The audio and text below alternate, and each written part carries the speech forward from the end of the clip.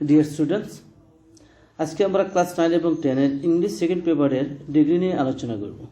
So look at this class very carefully and try to guess. I hope you will understand my lecture.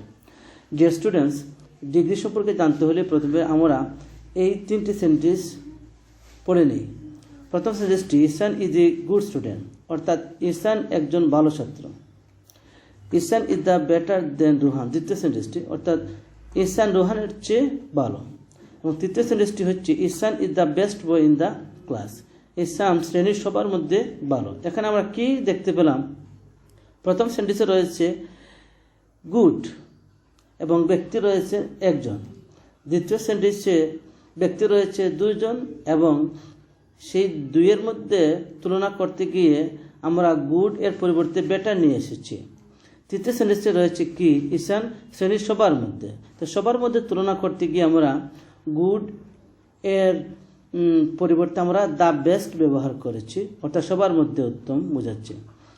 Dear students, এখন যদি আমরা নিচের ছকটিও পর্যবেক্ষণ করি তাহলে আরেকটু সহজে আমরা বুঝতে পারবো ডিগ্রি কী। তার পরবর্তীতে আমরা জানতে পারবো ডিগ্রি এর ডেফিনেশন, অর্থ এবং ক্লাসিফিকেশন এবং আইডেন্টিফিকেশন।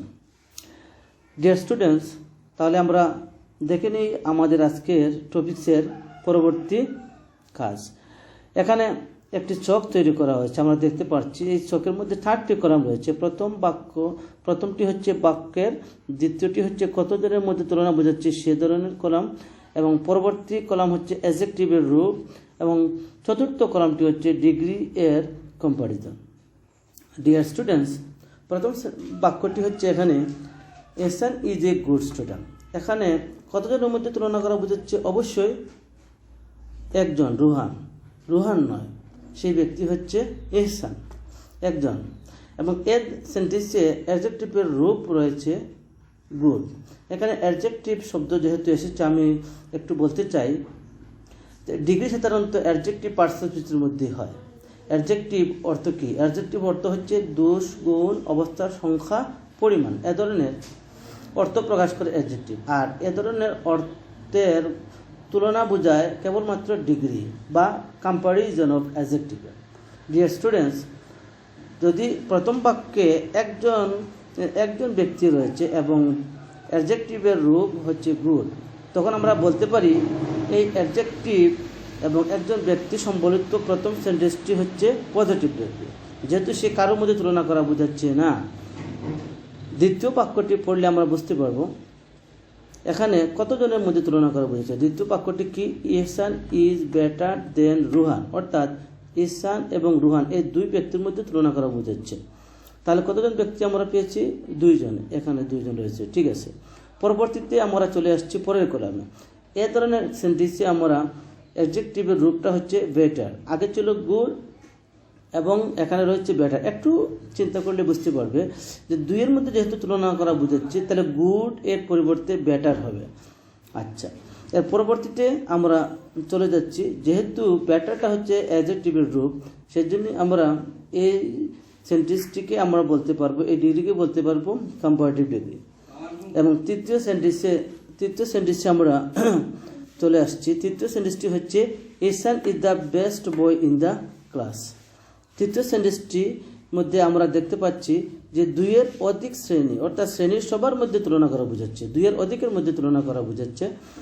এখানে কাকে তুলনা করা বোঝাচ্ছে? ইহসানকে, সে শ্রেণীর সবার মধ্যে ভালো। যদি এ ধরনের অর্থ প্রকাশ করে সবার মধ্যে, তখন আমরা বলতে পারবো নির্দ্বিধায় সেটি হচ্ছে সুপারলেটিভ ডিগ্রি। এবং এ ধরনের ডিগ্রিতে আমরা সাধারণত অ্যাডজেক্টিভের রূপ হিসাবে দ্য বেস্টকে ইউজ করব।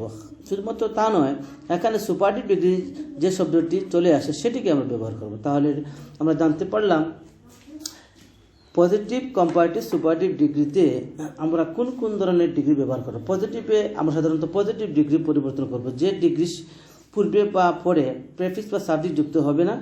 এবং কম্পারেটিভে আমরা সাধারণত পজিটিভ ডিগ্রির কম্পারেটিভ ডিগ্রি ব্যবহার করব। এবং সুপারলেটিভে আমরা কি ব্যবহার করব? সুপারলেটিভ তৈরি করতে হলে আমরা পজিটিভ ডিগ্রি এর সুপারলেটিভ ডিগ্রি তৈরি করব।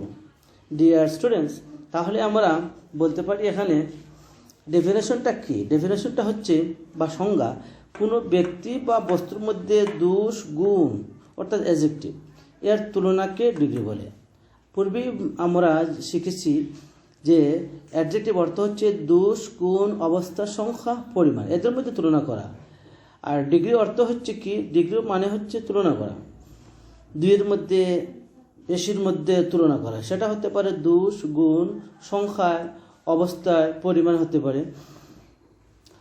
ডিয়ার স্টুডেন্টস, এখন আমরা যেহেতু পূর্বের ছকটি পড়ে শিখতে পারলাম যে ডিগ্রি হচ্ছে পজিটিভ, কম্পারেটিভ, সুপারলেটিভ তিনটি, সেজন্য আমরা ডিগ্রি বা ডিগ্রি অফ কম্প্যারিজনকে 3 ভাগে ভাগ করতে পারি।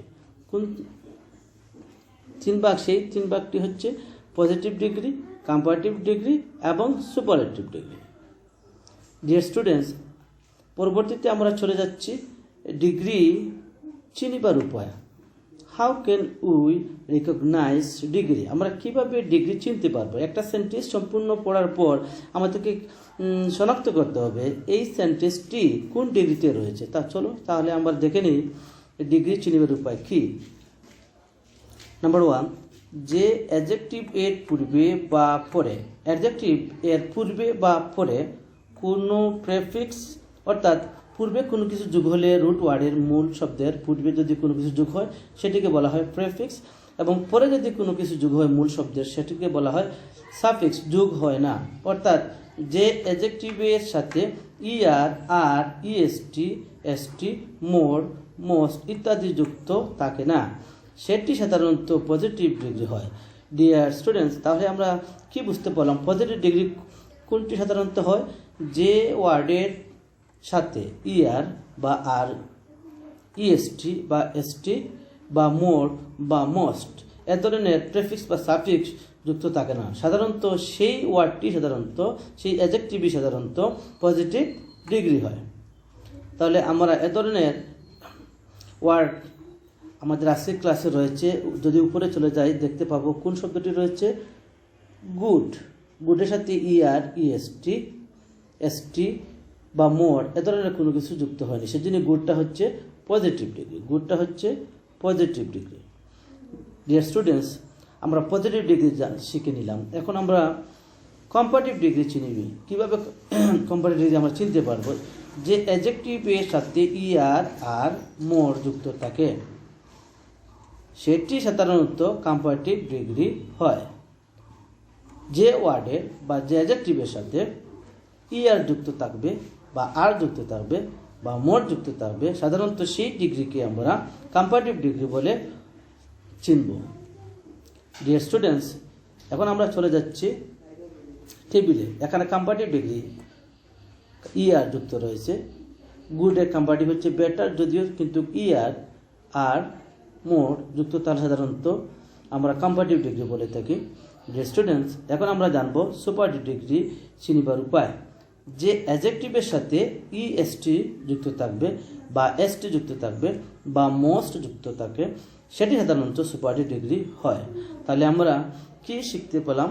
যে সুপারলেটিভ ডিগ্রি হলো যে ওয়ার্ডের সাথে ইএসটি বা এসটি বা মোস্ট এ ধরনের প্রেফিক্স বা সাফিক্স যুক্ত থাকবে, সাধারণত সেই ডিগ্রিটি সুপারলেটিভ ডিগ্রি হয়। এক্সাম্পল হিসেবে আমরা একটু লক্ষ্য করলে ক্লিয়ার হতে পারবো।